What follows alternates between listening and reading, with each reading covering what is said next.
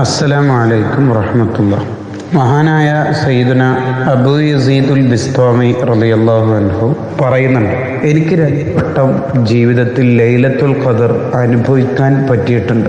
ധാരാളം തവണ ലൈലത്തുൽ ഖദർ കിട്ടിയിട്ടുണ്ടാവാം, പക്ഷേ എനിക്ക് മനസ്സിലായിട്ടുണ്ട് എനിക്ക് 2 വട്ടം കിട്ടിയതായിട്ട്. മഹാന്മാർക്ക് അങ്ങനെ മനസ്സിലാവുമല്ലോ.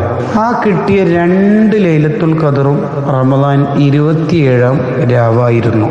മഹത്തുക്കളിലെ പലരും, പണ്ഡിതന്മാരിലെ ധാരാളം മഹാന്മാര് ലൈലത്തുൽ ഖദർ 27-ാം രാവിനാണ് എന്ന് പറയുന്നുണ്ട്. മഹാനായ ഉബയ്യ് ഇബ്നു കഅബ് റളിയല്ലാഹു അൻഹു, സയ്യിദുന അബ്ദുല്ലാഹ് ഇബ്നു അബ്ബാസ് റളിയല്ലാഹു അൻഹുമ, ഇങ്ങനെ ധാരാളം മഹത്തുക്കൾ ലൈലത്തുൽ ഖദർ 27-ാം രാവിനാണ് എന്ന് പറയുന്നതായി കിതാബുകളിൽ കാണാം. ലൈലത്തുൽ ഖദറിന്റെ വലിയ ഒരു മഹത്വം ഭൂലോകത്തുള്ള ചരൽ കല്ലുകളേക്കാൾ കൂടുതൽ, അഥവാ കോടിക്കണക്കിന് മലക്കുകൾ ഇറങ്ങി വന്ന് മുഅ്മിനീങ്ങൾക്ക് ദുആ ചെയ്യുകയും അവരോട് മുസാഫഹത്ത് ചെയ്ത് സലാം പറയുകയും അവരുടെ ദുആഇന് ആമീൻ പറയുകയും അതുപോലെ അവരുടെ കർമ്മങ്ങൾക്ക് സാക്ഷി നിൽക്കുകയും ചെയ്യും എന്നുള്ളതാണ്. ഇങ്ങനെ ഒരു ലൈലത്തുൽ ഖദർ, വിശിഷ്ടമായൊരു രാവ് നമുക്ക് ലഭിക്കണമെങ്കിൽ നമ്മൾ ഉണർന്നിരിക്കണം. മഹത്തുക്കളൊക്കെ 40 കൊല്ലമൊക്കെ ഇശായിൻ്റെ വുളു കൊണ്ട് സുബ്ഹി നിസ്കരിച്ചവരുണ്ട്. അതൊന്നും ബലഹീനരായ നമ്മെ കൊണ്ട് സാധ്യമല്ല. എന്നാലും പരമാവധി ഇബാദത്തുകൾ ചെയ്ത് ലൈലത്തുൽ ഖദറിനെ ധന്യമാക്കേണ്ടതുണ്ട്. ജീവിതത്തിൽ ഒറ്റ തവണ ലൈലത്തുൽ ഖദർ കിട്ടിയാൽ മതിയാവും രക്ഷപ്പെടാൻ. കാരണം 83 വർഷവും ചില്ലറ മാസവും ഇബാദത്ത് ചെയ്ത പ്രതിഫലമാണല്ലോ ഒറ്റ രാത്രി കൊണ്ട് കിട്ടുന്നത്. കൂടുതൽ സമയം, ദീർഘമായ സമയം നിസ്കരിക്കാനും മറ്റൊന്നും കഴിയുന്നില്ലെങ്കിലും ചില കാര്യങ്ങൾ എന്തായാലും നമ്മൾ ചെയ്യേണ്ടതുണ്ട് എന്ന് മഹത്തുക്കൾ പറയുന്നുണ്ട്. ഒന്ന്, കൂടുതൽ പ്രതിഫലം ലഭിക്കുന്ന ഖുർആനിലെ സൂറത്തുകളും ആയത്തുകളും പാരായണം ചെയ്യുക. ആയത്തുൽ കുർസി ഖുർആനിലെ ഏറ്റവും ശ്രേഷ്ഠമായ ആയത്താണല്ലോ. അത് ധാരാളം തവണ എണ്ണം വെച്ചുകൊണ്ട് നമ്മൾ ഓതുക. 2, അൽ ബഖറയിലെ അവസാനത്തെ ഭാഗം ആമന റസൂൽ നമ്മൾ ഹദ്ദാദ് റാത്തീബിലൊക്കെ ചൊല്ലാറും ഓതാറും ഉള്ള ആയത്താണല്ലോ. അതും നിശ്ചിത എണ്ണം പാരായണം ചെയ്യുക. ഇദാ സുൽസിലത്തി സൂറത്ത് ഖുർആനിന്റെ പകുതിയാണ്.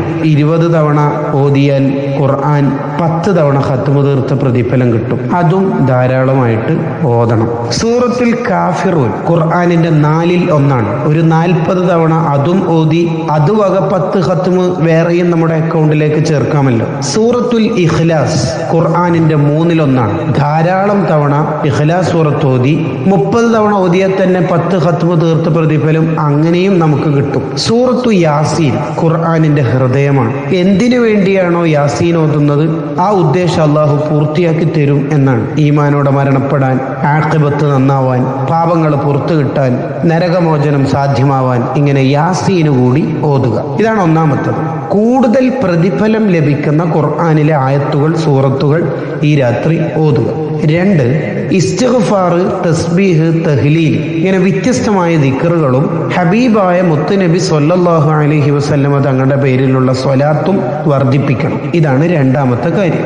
3, സ്വന്തം തടിക്ക് വേണ്ടിയും സ്വന്തം ശരീരത്തിന് വേണ്ടിയും ഇഷ്ടക്കാർക്ക് വേണ്ടിയും, അത് മരണപ്പെട്ടവരാണെങ്കിലും ജീവിച്ചിരിപ്പുള്ളവരാണെങ്കിലും അവർക്കൊക്കെ വേണ്ടി ദുആ ചെയ്യുക.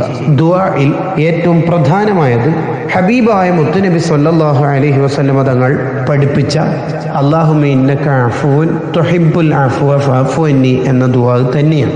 അള്ളാഹുവിനോട് പാപമോചനവും അഫ്വും തേടുന്ന ഒരു ദുആ.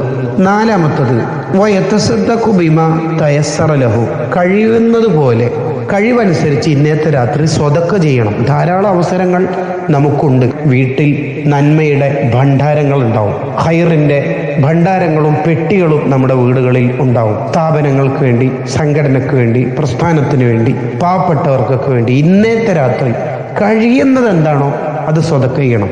പ്രത്യേകിച്ച് ഇമാമിങ്ങൾ പറയുന്നുണ്ട്. 5ാമത്തെ കാര്യം, ഒരു തെറ്റും ഇത്തരം രാത്രികളിൽ സംഭവിക്കാതെ ശ്രദ്ധിക്കുകയും വേണം. 6ാമത് ഇശാ, സുബ്ഹ്, മഗ്രിബ് ഈ 3 വക്തും ജമാഅത്തോടെ തന്നെ അതിൻ്റെ ആദ്യ സമയത്ത് നിസ്കരിക്കുകയും ചെയ്യണം. ഇങ്ങനെ 6 കാര്യങ്ങളെങ്കിലും ഏറ്റവും ചുരുങ്ങിയത് ചെയ്തുകൊണ്ട് ലൈലത്തുൽ ഖദറിനെ ധന്യമാക്കണം. ലൈലത്തുൽ ഖദർ കൊണ്ട് വിജയിച്ച വിഭാഗത്തിൽ നമ്മെ അള്ളാഹു ഉൾപ്പെടുത്തി തെരുമാറാവട്ടെ. ആയിരക്കണക്കിന് റക്അത്ത് സുന്നത്ത് നിസ്കരിക്കുന്ന മഹത്തുക്കളൊക്കെയാണ് പരലോകത്ത് മുൻനിരയിൽ ഉണ്ടാവുക. 40 കൊല്ലമൊക്കെ ഉറക്കൊഴിഞ്ഞ മാലിക് ബിൻ ദീനാർ റളിയല്ലാഹു അൻഹു, ജീലാനി ഷെയ്ഖ് റളിയല്ലാഹു അൻഹു, രാത്രി ഉറക്കൊഴിയുന്ന റാബിയത്തുൽ അദവിയ റളിയല്ലാഹു അൻഹ ഒക്കെ വരുമ്പോൾ നമുക്ക് ചെറിയ എന്തെങ്കിലും അമല് വേണമല്ലോ. ഈ 6 കാര്യങ്ങൾ ശ്രദ്ധിച്ച് ലൈലത്തുൽ ഖദറിനെ നമുക്ക് സമ്പന്നമാക്കാൻ കഴിയണം. അള്ളാഹു ലൈലത്തുൽ ഖദർ കൊണ്ട് വിജയിച്ച വിഭാഗത്തിൽ നമ്മയൊക്കെ ഉൾപ്പെടുത്തി തെരുമാറാവട്ടെ.